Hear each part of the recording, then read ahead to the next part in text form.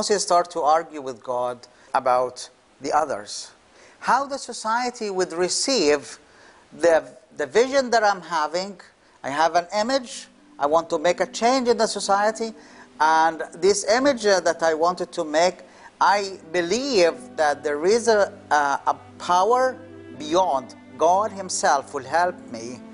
And I believe in myself that I am able to have, but I don't believe in the society. I don't see the society that is could change. I don't see how we can make a shift in this society.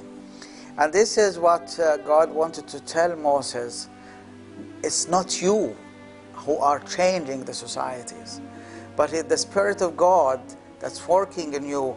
The power that God has given to human being with the ability of change, the ability of transformation. Human being was given a beautiful gift that they are able to transform themselves. They are able to make a change in their life. And this ability is an important thing that we believe in. Nothing in the world will stay as it is. And in history, we saw lots of kingdoms and lots of political situations. All are subjected to transformation, and all are subjected to change. And that means that when you believe that the society that you live in has the power and the ability to make a change, you will continue to believe in that. The point is that when the society is closely intact, they need a breakthrough. You need to break the shell that is framing this whole society. And this needs a lot of work and to see and understand key for this situation. And that's why when God wanted to send Moses, he didn't only send him to his people, but he sent him to the Pharaoh, the key person. And to see the key persons in the society and work on them, I think this would be something very effective, because you see who has the keys for the society. And I think from these steps that God has done with Moses, giving him the power. But it's not only that. God wanted to show Moses a personal experience of the opportunities that you may have. Put your hand in your pocket and then a slipper. And put it again, it's clean. Put your stick on the ground, it's a snake. Hold it back, it's a stick again. And this is an opportunity that you may not know, but you need to have the experience. You can't only talk about opportunities that you are not having experience with. That's why God wanted to give Moses an experience.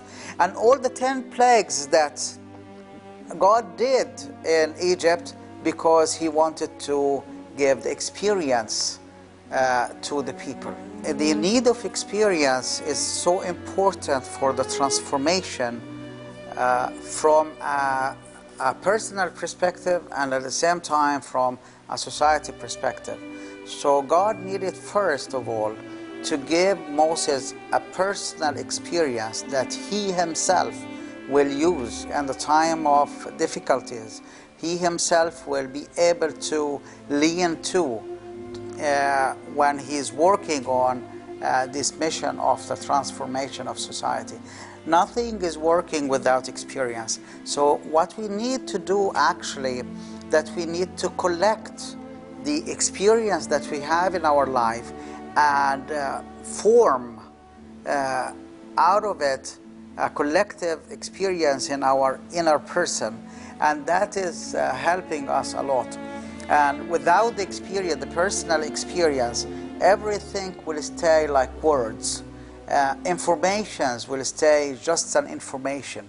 The information would not be able to be transformed to become knowledge.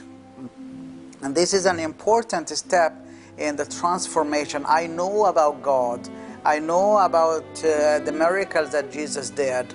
I know about the miracles that the saints did. But what about your own personal experience of that? What about the power of God that is actually that you have personal experience of? And this is an important thing, that God wanted to do a transformation inside us, in every person, to transform the information that we have about Him, or the information about ourselves, wanted to transform it to knowledge. And why knowledge? Because the knowledge is containing in it the experience, the feelings, the something that no one can take away from you. You can remember a piece of information, or you can forget it, but the experience of your life that would turn into a knowledge, no one can take it away from you. That's like the taste of water that you have, and you live with it.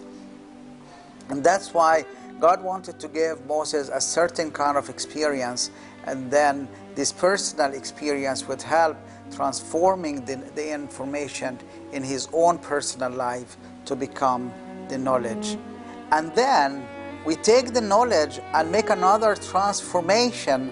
The knowledge needs to be transformed into a vision.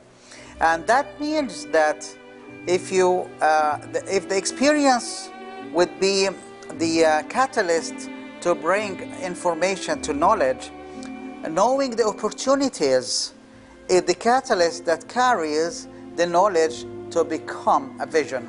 And then you know that your vision is not only a dream, it's not only something that is just like far away. Then these opportunities will put a ladder between where you are and where your dream are. And this is an important step. And this transformation that is happening, actually, it has to happen first of all inside you. And then we take this happening inside you and bring it out to the people. And that's why God wanted to confirm Moses and tell him, I will be with you. Even if Moses was asking for something else, if Moses was asking for Aaron, his brother, to be with him, maybe Moses was make an excuse of saying that I don't speak, I don't know how to speak. But still, the opportunity that he had experience of was much bigger than his speech or than his feeling alone.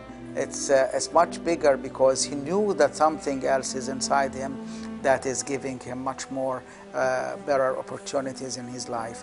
And that's the core of the transformation. Then God promised him, yes, I'll be with you. I'll be with you.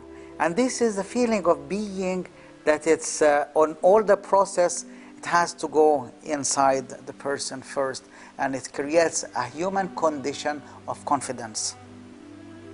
The human condition of confidence is the power that gives that everyone something to do. Without it, there is no initiatives will be taken. Without it, there is no movements will be taken. And this confidence that all of us we need to go through.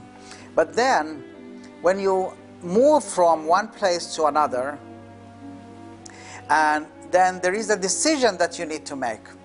Even though you create a vision, and you knew about your opportunities, you knew about the knowledge and the experience that you have, but still a decision needs to be made. And this decision needs to be a very conscious decision, a decision that the powers of the inner person will share and communicate together and discuss. It's your brain and your inner person, your feeling, your will, your everything, all the powers of the human being, all the powers of the inner person will gather together and have a meeting, and a clear conscience meeting, saying that we, as a human being, a person, we decide to do so. And this is what happened with Moses, actually, because Moses, just at the end of the meeting with God, he told God, just send whom you want to send. It's not me. But when he returns back, the first thing he went to his father-in-law, he told him, I am going back to Egypt. It's a decision, and it's a clear decision that is not spoken, but it is clear, it's done. And that's an important thing. And here the first step of seeing the fruits of the inner transformation that's happening is a change of vision, it's a change of direction. And then some people were looking at this side, and then they moved to this side. And the same process of what's happening in the inner person is the same process that's happening as well in the life of the societies. Societies needs to create a vision in their lives. It doesn't have to be something big. It just could be the land of milk and honey. People kept carrying the land of milk and honey, but even the vision that you start with, that is very physical, that is very tangible, that is very much connected to the society where you live, that the same vision need to be transformed to a higher vision, so the human being will be having a continuous transformation from glory to glory. And that's actually happened as well, because when people of Israel, they started with the vision of milk and honey, and then Moses started to put in their mind, yes, we would like to see God, and we worship God, God who wanted us to worship Him free people. And that means that the people didn't actually grasp the concept that we have to go outside to worship God. But they actually, what they grasped in the beginning was the land of milk and honey. So they kept carrying in their mind, and the driving force was the milk and honey. And this land of milk and honey has been the dream and the connections and the driving force for this journey. But God wanted to make a change, a transformation as well. So they would not look at the milk and honey only. They need to see the beyond. They need to see something better. They need to see something bigger.